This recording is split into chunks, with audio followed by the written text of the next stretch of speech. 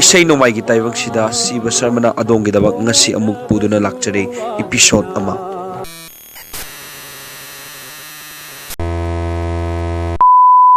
Sound makhol.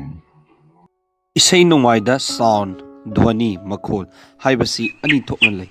Ahanbada musical sound natragana nat taningba makhol.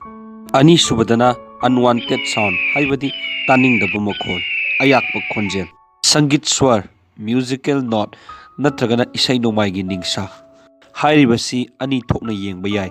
Ahanbada shuddha swar haibadi natural lengdaba ningsha swar aduga amana hongdok hongjin yaba flexible oiba bikrit swar matang asida amuk bikrit swar flexible note asi ani thokna amuk yengba yai.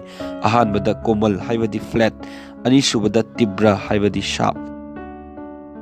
Indian classical music yoina nakongna taba ngamba khwaidagi kuppa makhol kunithoi lei. Hairiba makhol kunithoi adubu SHRUTI haina khangnei.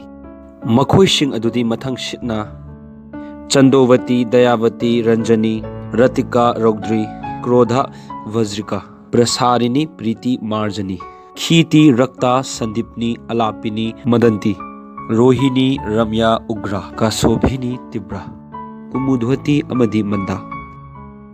Shuddha swar taret amadi birkit swar manga punna sangit swar tarani thoina mathang manau naina khutpu amato oina leiba kanglup adubu SAPTAK kawi.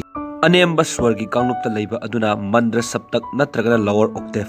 Mayaida leiba aduna madhya SAPTAK natragana middle octave. Aduga awangba swar gi sarukta leibaduna tar SAPTAK natragana upper octave haina khangnei.